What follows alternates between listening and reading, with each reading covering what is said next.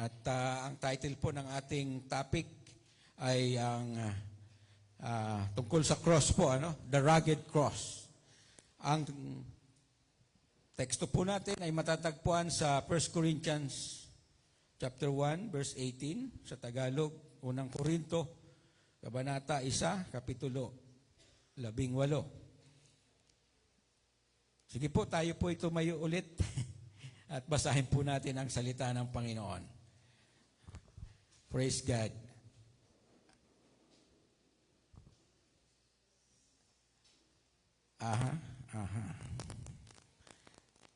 Sabi po rito sa Aklat ng Korinto, sabi po ay, for the message of the cross is foolishness to those who are perishing, but to us who are being saved, it is the power of God.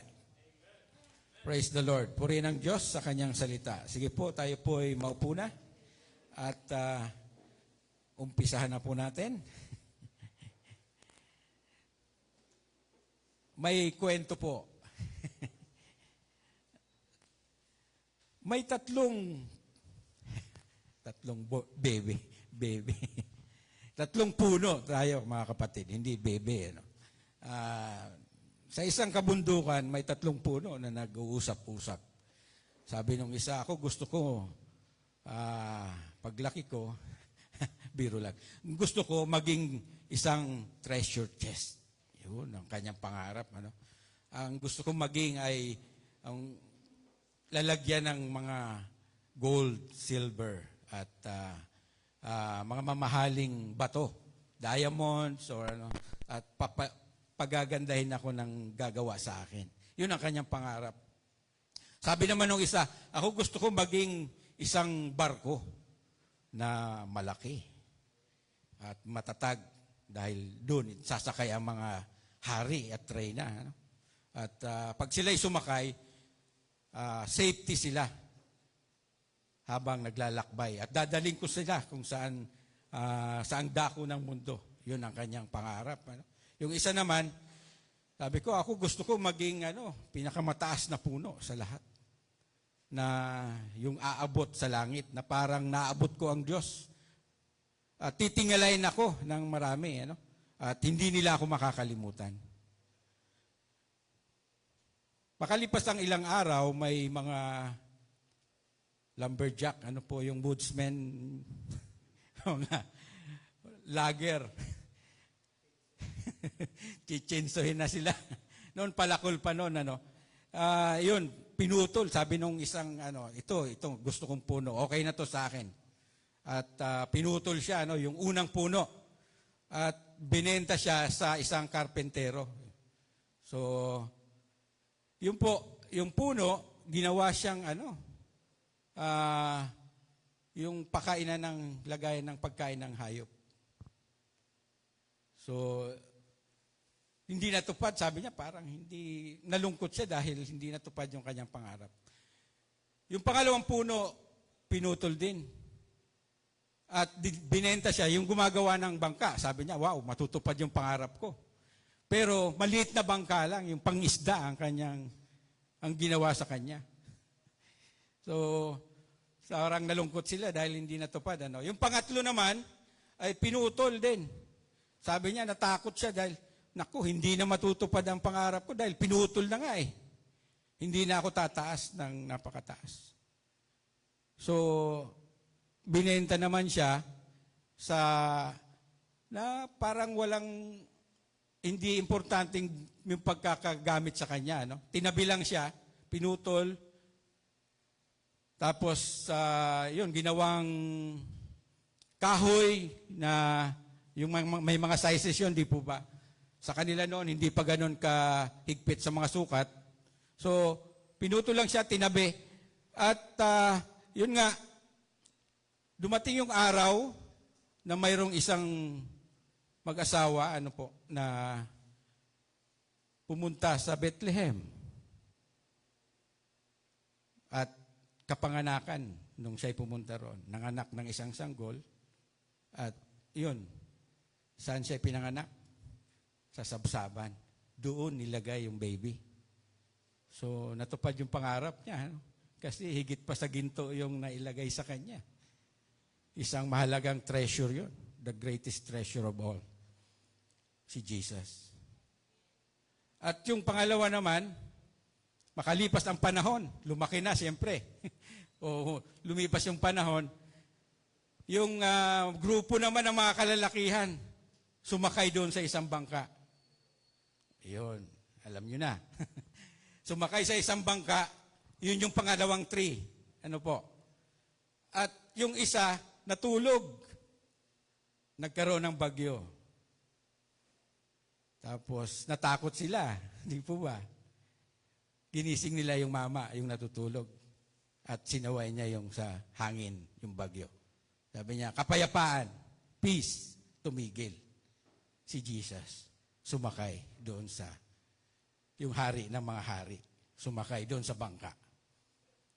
Yung pangatlong puno naman po, ayun, may isang mama na binuhat siya habang siya'y hinahagupit. Alam niyo na. At dinala siya sa bundok ng Kalbaryo at doon itinayo at ipinako doon ang Panginoong Hesukristo. Natupad yung kanyang pangarap. Ano? Napalapit siya sa Diyos at hindi siya makakalimutan magpakailanman. The greatest tree of all time. Amen? Nakuha niyo po, mga kapatid. So, ngayon ang ating pag-aaralan ay patungkol po sa cross. At ito pong cross, the word cross ay bawat letter ay mayroon pong meaning na inilagay po ang Panginoon dito. At C, so ang letter C is culmination. The letter R is redemption. The letter O is obedience. S, servant. S, Savior. So may 5 bagay po tayong pag-aaralan na patungkol sa cross. At ang cross nga, ano? Ang cross ay X. Di po ba? Pag nagkamali tayo sa test, anong binibigay sa atin? X. Cross, mali. So, literally, ang cross po ay talagang pangit na lugar ito. Hindi maganda, ano. Pero, ito po ay binaliktad ng Panginoon, ano.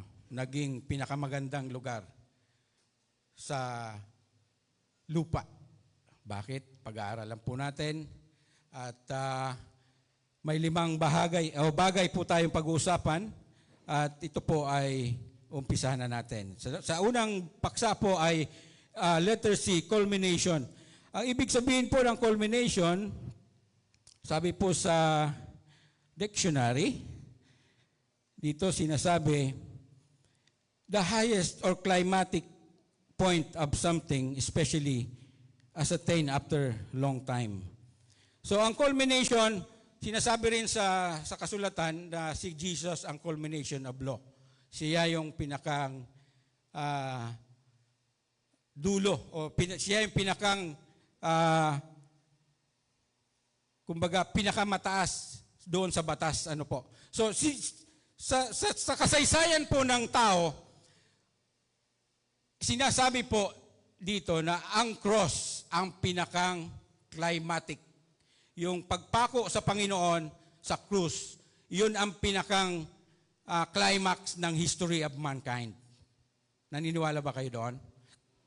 So, basahin po natin sa aklat ng Isaiah, chapter 53, verse 5 to 6. Ano po? Sabi dito, But he was first for our transgression, he was crushed for our iniquities, the punishment brought us as peace was on him, and by his wounds we are healed. We all like sheep have gone astray. Each of us has turned to our own way, and the Lord has laid on him the iniquity of us all. The iniquity of us all. Kaninong kasalanan? All. Sino yung all? Tayo. Saka,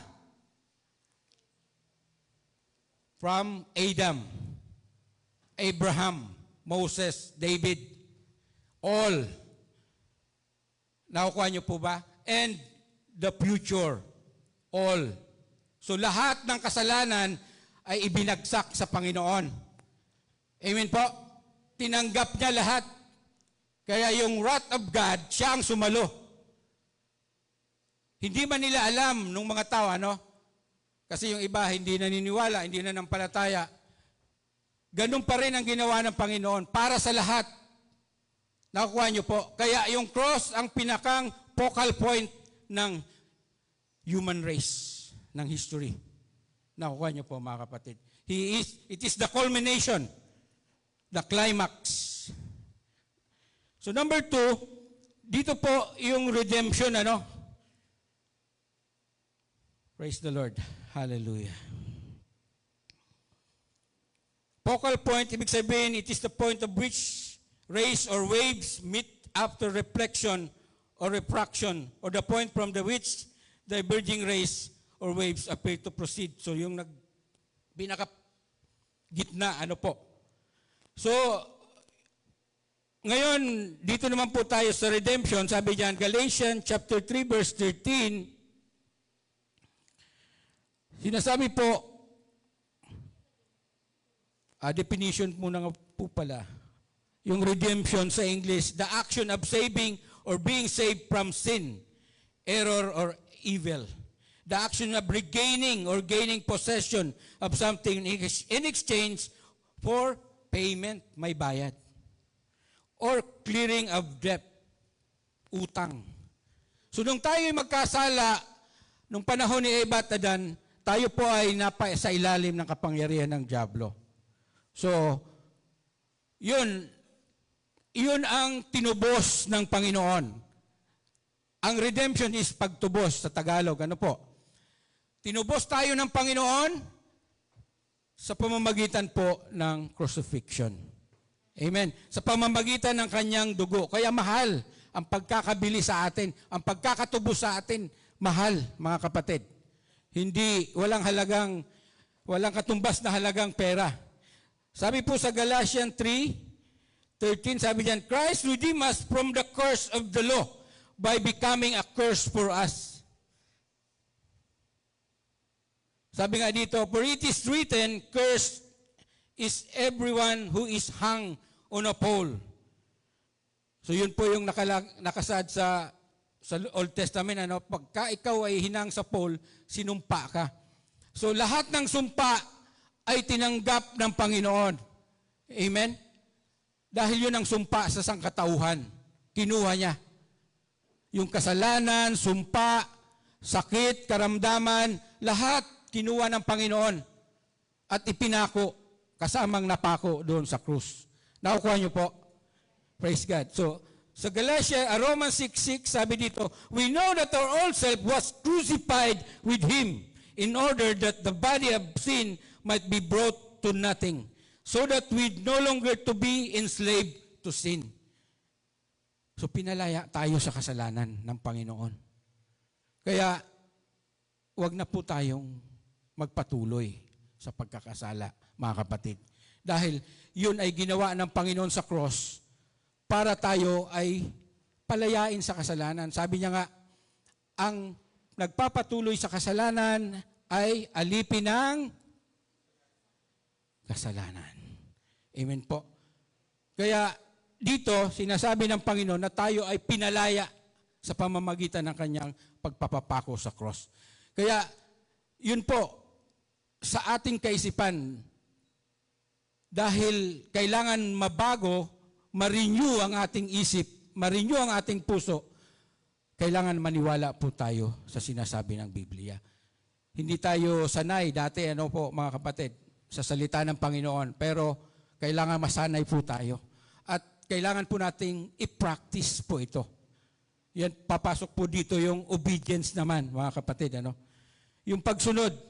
Dito, hirap tayo, no? Sa paggising nga lang sa umaga, no? nahihirapan na tayo sa unang bagay, yung panalangin, yung pagbabasa ng salita ng Diyos. Talagang medyo hirap tayo dahil hindi tayo sanay sa ganon. Pero kailangan nating masanay, mga kapatid. Sa letter O is obedience. Pangatlo po. Sabi diyan, Philippians chapter 2, verse 6 to 8, who being a very nature of God, did not consider equality with God. Si Jesus po yan. No? Something to be used to his own advantage. Rather, he made himself nothing but by taking the very nature of a servant. Being made in human likeness and being found in appearance as a man, he humbled himself by becoming obedient to death, even death on a cross. Amen. Grabe yung obedience ng Panginoon sa ating Ama. Sa kanyang Ama. Na hanggang kamatayan talagang sinunod niya. Yun ang tagubili ng Panginoon. Kailangan tapusin mo yung misyon. Otherwise, kawawa tayo. Wala tayong pag-asa. Wala tayong kaligtasan. Amen po. Kung hindi sumunod ang Panginoon, kung sumuway siya sa Ama, wala. Sabi nga ng Bible, lahat ay nagkasala at walang nakaabot sa pamantayan ng Diyos. Ang kabayaran ng kasalanan ay kamatayan. Ang kamatayang tinutukoy ng Bible as yung spiritual death na kamatayan sa dagat-dagatang apoy. So, doon na talaga tayo papunta. Kaya, kung hindi nag-utos ang Ama at hindi sinunod ng Panginoon, doon talaga tayo pupunta, mga kapatid. Pero dahil sa ginawa ng Panginoong Jesucristo, kaya dito papasok po yung John 3:16, yung cross. Ito yung kaganapan ng John 3:16. For God so loved the world that He gave His only begotten Son, that whosoever believeth in Him shall not perish, but have everlasting life. Ibinigay niya ang kanyang bugtong na anak. Ipinapako niya ang kanyang bugtong na anak. Yun ang ibig sabihin doon, mga kapatid. Dahil sa dakilang pag-ibig ng Diyos sa atin. Medyo may kakaiba yung pag-ibig ng tao sa pag-ibig ng Diyos. Ano po, mga kapatid? Kasi sa pag-ibig ng tao, gusto natin yung maganda lang, lalo na pagka nagliligawan, chill-chill lang, cool. Punta ka sa crush mo, magpapa-impress ka. Ganun lang. Pero ang Lord, hindi ganun. Yung pag-ibig niya, iba. Kakaiba talaga. At makikita po natin, mga kapatid, sabi po rito, naging obedient siya hanggang sa kamatayan. Kaya tayo po bilang mga anak ng Diyos, ay hinihingan po tayo ng 100% obedience, mga kapatid. Trust in the Lord with all your heart. Do not lean on your own understanding. Acknowledge Him, and He shall direct your path. Kaya nga, hinihingi din sa atin ng Panginoon, ibigin mo ang iyong Diyos ng buong puso. Walang 50-50, mga kapatid. Hindi tayo sanay sa ganon. Kaya doon sa mga bago pa lang, talagang mahirap. Pero kapag kamahal mo ang Panginoon, nagiging madali. Amen po. Dati, hindi tayo, naalala ko noon, nung bago lang ako sa Panginoon, wala naman akong hilig sa pagbabasa ng Biblia mula nung ako ipanganak hanggang sa pagkaedad ako ng mga 25 yata yun, 26. So, saka lang ako nagkahilig magbasa ng Biblia. At nung magkahilig naman po ako, araw at gabi naman. Paggising sa umaga, bago matulog, talagang nagbabasa ako ng Bible. Ganun ang nangyari po sa akin, mga kapatid. So, naiiba, Kaya pag pumasok ang Panginoon sa atin, pumasok si Lord sa buhay po natin, nagbabago tayo. Binabago tayo ng Panginoon. Hindi naman po biglaan yan, pero binabago tayo, sabi nga, araw-araw. Binabago tayo araw-araw. Palapit sa Panginoon. Dahil ang nais ng Diyos ay 100% obedience. So, dito makikita po natin na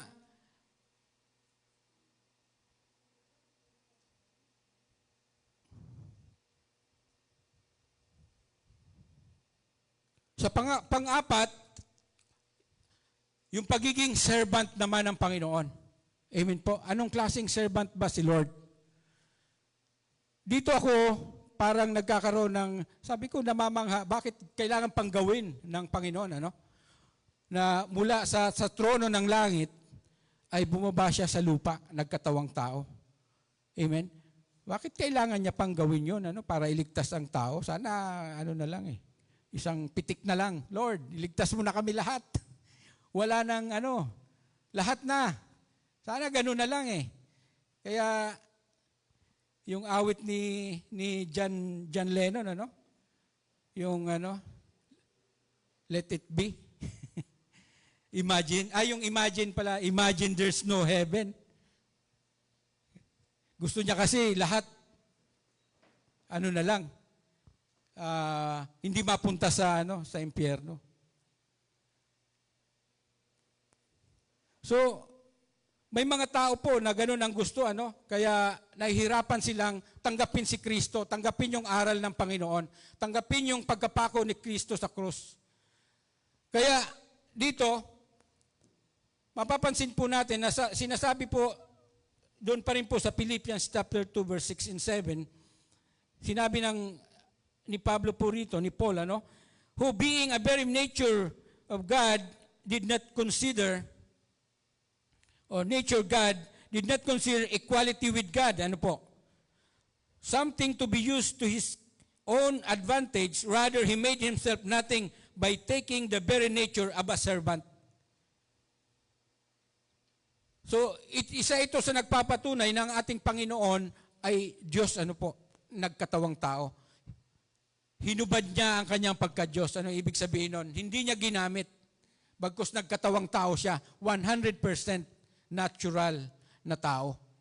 Amen? At sabi ko nga, sana parang hirap intindihin na yung Diyos bumaba, nagkatawang tao para iligtas ang sangkatauhan. Parang ang hirap isipin. Pero ginawa po niya, dahil nga yun sa kanyang misyon, dahil sa pagsunod niya sa Panginoon. At sinunod niya ang Lord, ang Father, hanggang sa pagiging yung servant niya. Di po ba? Hindi siya nagpasilbi sa tao. Namuhay siyang normal, ang tatay niya, karpentero din. Siya ay naging karpentero din. At yun po, nung mag-edad siya ng 30, doon siya nag-umpisa sa ministry, nangaral, at at the age of 33, doon po siya ipinako sa krus. Amen? Nakukuha niyo mga kapatid. At naging example siya, maging sa mga alagad, yung paghuhugas ng paa, yun yung pinakang talagang trabaho ng mga servant, ng mga alipin. Amen po? Kapag yung kanilang amo ay pumapasok sa bahay galing sa labas, galing sa bukid, so maalikabok, madumi. Wala pa kasing kalsada ng simento, Wala pang DPWH noon. Kaya yung ang kalsada noon, lupa pa. Madumi. So pagpasok sa bahay, maalikabok yung pahuhugasan ng alipin. Ganun. So ginawa yun ng Panginoon sa mga alagad niya, hinugasan niya yung paa. Si Pedro nga ayaw Lord, ba't mo hugasan? Kasi kinukonsider niya si Lord na mataas sa kanya, yun ay trabaho ng alipin. Sabi niya parang ganun. Kaya lang sinabi ni Jesus, pag hindi ka nagpahugas sa akin, wala kang kaugnayan sa akin. Amen? Kaya ganun po, talagang nandoon. Hinugasan ng Panginoon yung mga paa na sumisimbolo ng kanyang pagiging servant. Amen? At inabot niya tayo. Kaya nga, namuhay siya na simple dahil kahit yung mga simpleng tao ay maabot po niya. Hindi siya namuhay na mayaman, royal family, hindi. Kundi isang simpleng tao po, ano? Kaya doon iisipin natin na talagang nagpakababa ng gusto ang Panginoon para maabot niya lahat ng tao. Nakukuha niyo po, mga kapatid. So, ganun. Kaya siya naglingkod. Ano? Sabi niya, pumunta ako rito, hindi para paglingkuran, kundi para maglingkod. Sa kanya rin ang galing yun. So, ganun po ang ating servant, ang ating Panginoon. Ano po? Kaya, hindi po tayo pwedeng kaya yung word niya, no? Kung sinong gusto niyong maging dakila sa langit, anong sabi niya? Anong requirements? Kailangan mong maging servant ng lahat. So, hindi nire-require talaga ng Panginoon yung pagiging mapagmataas. Ano? Ayaw niya ng nagmamataas. Ayaw niya nagmamalaki. Gusto niya yung mababang loob. Yung paglilingkod ang gusto niya. Hindi yung tayo hindi yung ayaw niya nung mga bossing, ano? Ayaw niya nung mga guutos. Gusto niya ikaw ang mamuna, ikaw ang manguna. Nakukuha niyo po, mga kapatid. Kaya ganun po ang nais ng Panginoon sa atin, ano po? So, as a servant, nandun po, maging yung kanyang mga lingkod ay kailangan sumunod din sa yapak niya. Dahil siya ang nanguna, siya yung nagumpisa. Amen po? Gusto niya, yung mga susunod sa kanya ay susundan yung kanyang yapak. Amen. Kaya, tayo bilang mga mananampalataya, sabi nga ng Bible, si Jesus ang ating example. Si Jesus ang ating tutularan. Si Jesus po ang ating titingnan. Ano po?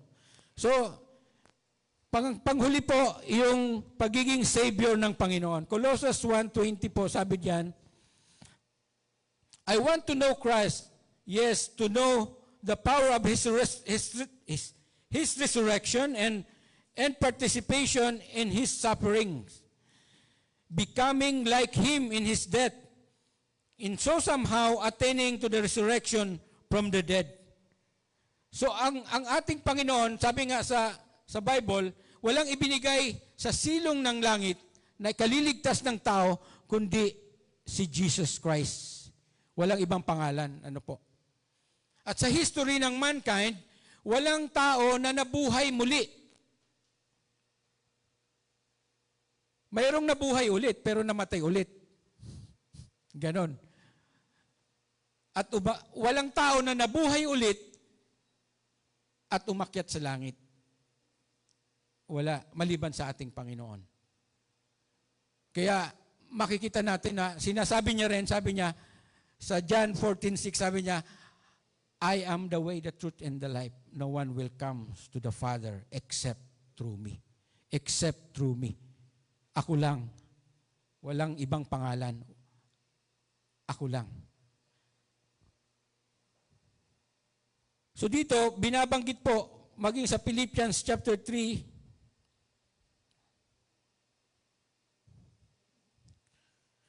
verse 10, sabi po dyan in 11, I want to know Christ, yes, to know the power of His resurrection and participation in His suffering.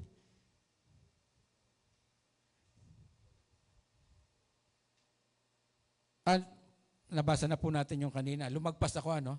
Yung ano po pala, yung Colossians 1:20 pala yung isa.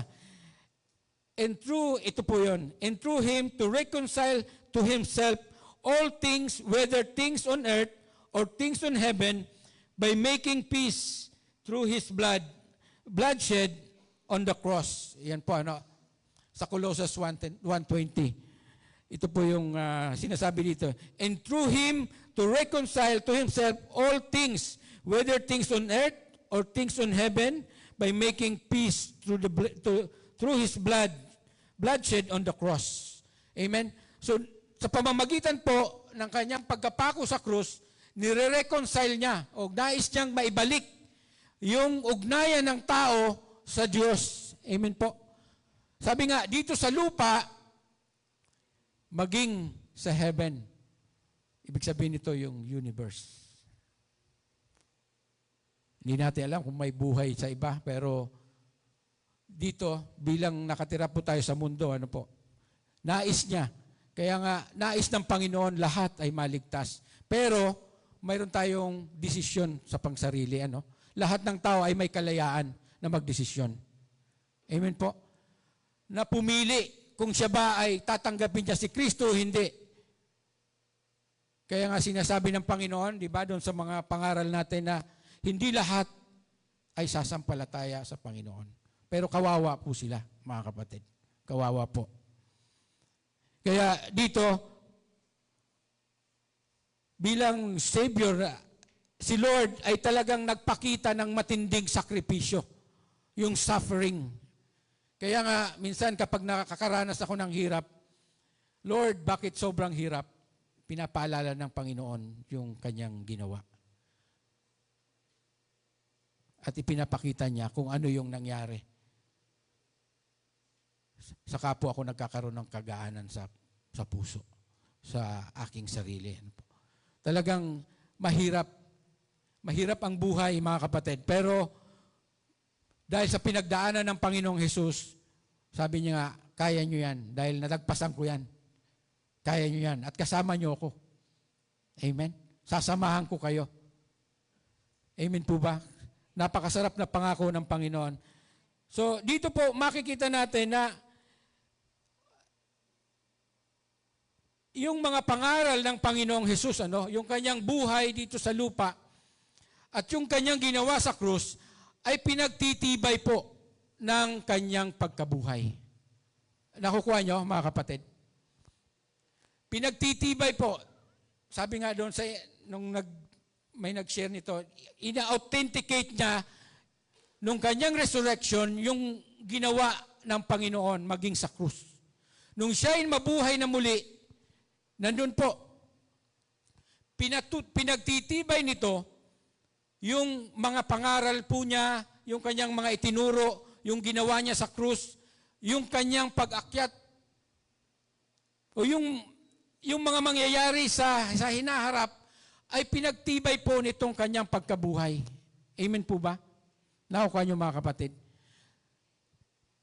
At maging yung may mga scientists po na nag-aral dito, na kung totoo ba talaga yan, yung ginawa ni Jesus sa cross, yung resurrection, pinag-aralan po nilang mabuti.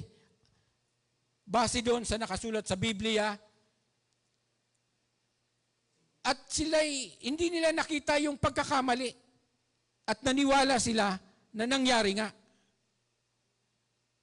Kaya yung mga apostol po, sila Pedro, sila Juan, mapapansin po natin na nung sila po ay tinatanong ng mga persecutor nila, yung mga nagtutorture sa kanila, yung nagpapahirap sa kanila,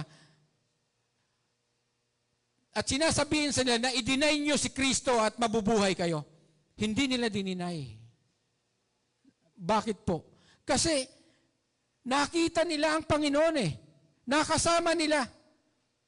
At nakita nila kung ano yung ginawa ng Lord sa krus. At nakita nilang nabuhay uli si Jesus. So yun ang nagpapatunay at nagpapatibay sa kanilang pananampalataya na hindi nila ipagkakanulo ang Panginoon. Dahil yung ipinapangaral ni Jesus ay totoo at nais nilang makapiling ang Panginoon. Kaya hindi sila nag-back down. Hindi sila tumalikod. Hindi nila i-deny na si Lord, na si Jesus ay Diyos, ay Savior.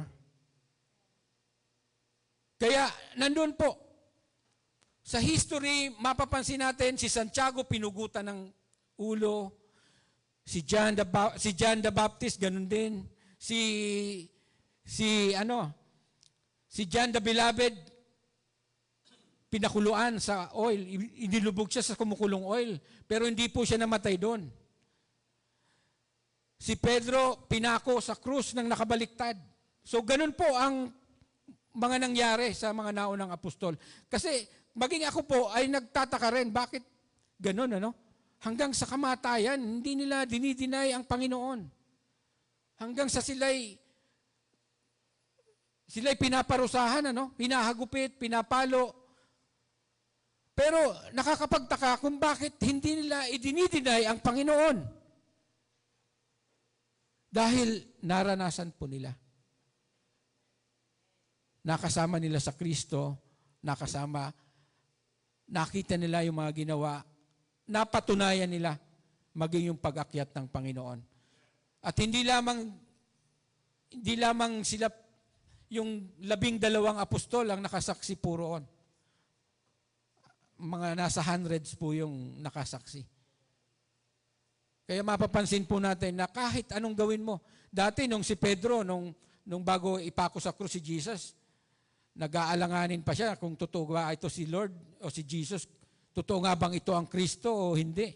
Kasi dininay niya ng 3 beses, di ba?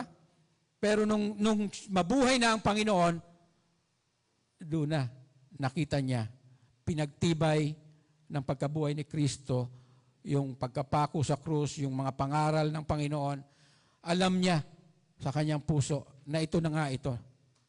Kahit hanggang kamatayan ay hindi ko i-deny ang Panginoon.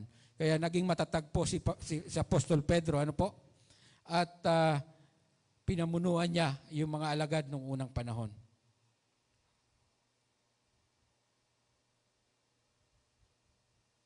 Sa Hebrew chapter 12 verse 2, sabi po diyan,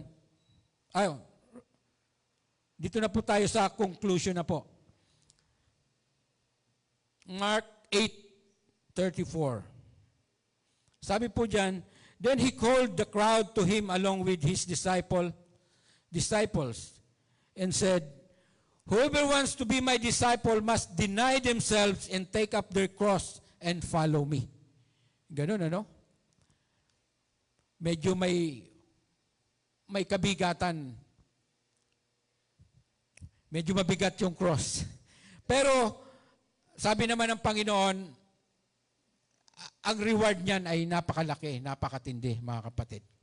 Great reward ang naghihintay po sa atin. Doon sa mga makakapasok sa kaharian ng Diyos, bukod sa ikaw ay makakapasok sa langit, may mga rewards po na nakaantabay, nakaabang sa inyo. Kaya nga sinasabi ng Panginoon, mag-impo kayo sa langit, Kasi doon hindi nasisira ang inyong mga kayamanan. Amen.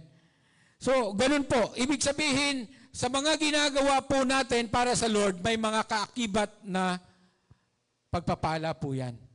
Dito sa lupa, maging sa langit. Lahat po yan accounted. Lahat ay nakarecord. At yan po ay matatanggap ninyo. Matatanggap ng bawat isa sa atin. Ayon sa ating mga paglilingkod sa Panginoon. Mga kapatid. So,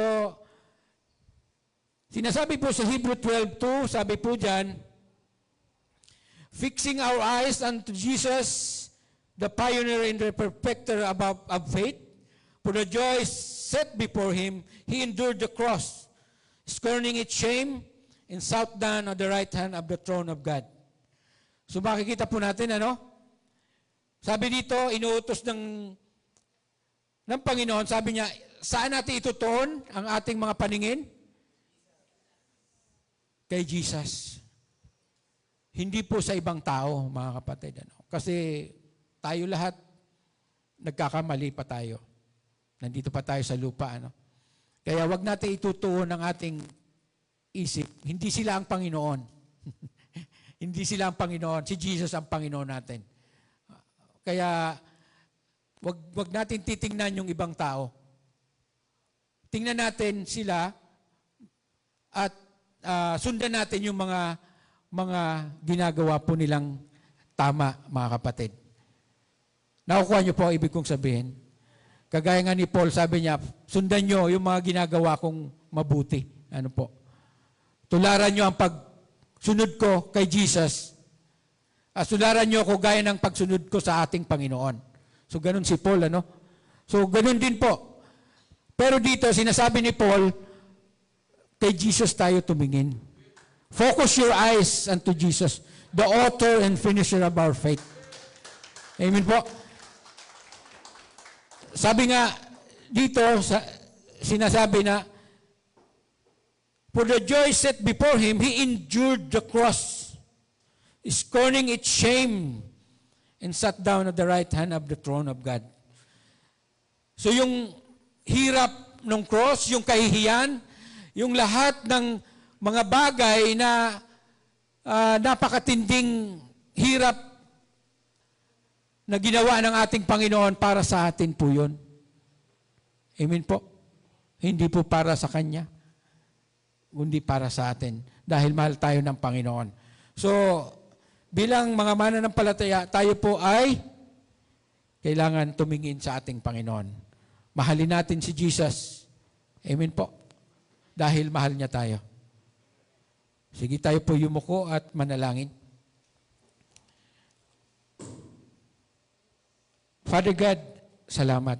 Thank you so much, O Lord, sa pagkakataon na ipinagkaloob nyo sa bawat isa sa amin, na kami inabot nyo, Panginoon, at patuloy mo kaming tinuturuan. Patuloy nga, O Diyos, na pinaparanas mo sa amin ang iyong pagmamahal. Araw-araw. At dahil sa cross, dahil kay Jesus, sa ginawa niya sa cross, ay nagkaroon kami ng pagkakataon, Lord, na makalapit sa iyo. Nagkaroon kami ng pagkakataon na makilala ka. Nagkaroon kami ng pagkakataon na, Lord, sa pintuan ng langit ay makakapasok dahil sa cross ng Panginoong Jesucristo. Thank you so much, O God, dahil binigyan mo ng pagkakataon ang bawat isa sa amin, Panginoon. At dahil nga mahal mo kami, pinapaintindi mo, pinapaalam mo ang mga bagay na kahit po ay malalim, ay pinapaunawa nyo sa amin dahil nais mo na makapiling kami. Lord, thank you so much. Salamat, salamat, salamat. Dahil sa iyong kabutihan. Salamat po dahil binigyan mo kami ng napakagandang biyaya, O Diyos. Thank you so much, O God. Hallelujah, hallelujah. Panginoon, maraming salamat.